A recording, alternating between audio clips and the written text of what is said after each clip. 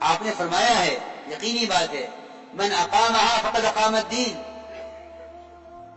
جس نے نماز کو اس طرح پڑھ لیا جس طرح نماز پڑھنے کا حکم ہے، من اقامها، جس نے نماز کو اس طرح پڑھ لیا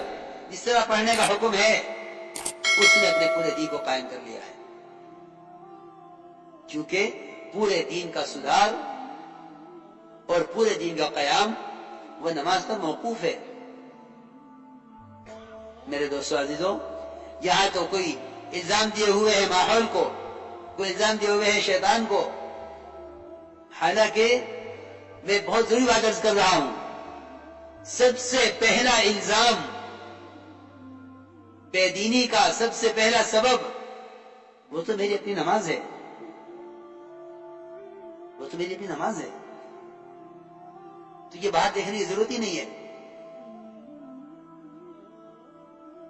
حکام بدلیں گے تو حالات بدل جائیں گے، ماحول بدلے گا تو حالات بدل جائیں گے، نہیں، سارے دین کا مدار تیری اپنی نماز پر ہے، اس لیے کہ بات حق ہے، من اقامها فقد اقام الدین، جو نماز کو اس طرح پڑھ لے جس طرح پڑھنے کا حکم ہے۔ میرے دوست بزرگو عزیزو، اگر خدا کی قسم نماز کی طرح پڑھ لی جاوے تو دین کے کسی شعبے کا کوئی حکم ٹوٹ نہیں سکتا، یہ یقینی بات ہے۔ میں بات کر رہا ہوں نماز پڑھنے والوں کی، نماز چھوڑنے والوں کا تو کوئی ذکر ہی نہیں ہے،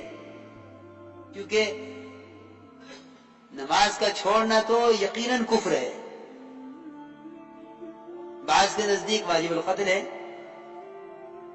اور بعض کے نزدیک واجب القید ہے کہ اس کو قید کر دیا جائے ہمیشہ کے لیے، امام صاحب کا مطلب تو قید کرنے کا ہے۔ اس لیے مسلمان سے نماز کے چھوڑنے کا تو تصور ہی نہیں کیا جا سکتا، جس طرح ایک مسلمان سے کفر کا اور ارتداد کا تصور مشکل ہے، محال ہے، اس طرح ایک مسلمان سے نماز کا چھوڑنا، اس کا تصور مشکل ہے، محال ہے، ممکن نہیں ہے، کیونکہ یہ ممکن ہے اور ہوا ہے کہ غیروں نے نماز پڑھ لی ہے۔ میں نے ابھی عرض کیا تھا واسع نسخہ کا واقعہ کہ نماز پہلے پڑھی انہوں نے، اسلام بعد میں قبول کیا۔ یہ تو ممکن ہے کہ ایک کافر نماز پڑھ لے، مگر یہ ممکن نہیں ہے کہ ایک مسلمان نماز چھوڑ دے۔ یہ تو ممکن ہے کہ کافر نماز پڑھ لے، یہ ممکن نہیں ہے کہ ایک مسلمان نماز چھوڑ دے۔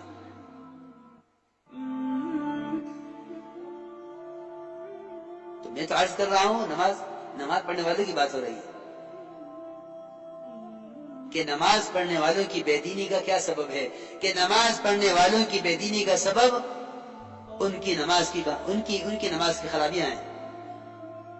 کبھی نہیں غور کیا اس پر، کبھی غور نہیں کیا اس پر۔ میں جو عرض کر رہا تھا شروع سے کہ دعوت اور عبادت کا جمع کرنا اصل ہے، جمع کرنا یہ نہیں ہے کہ نماز پڑھ لی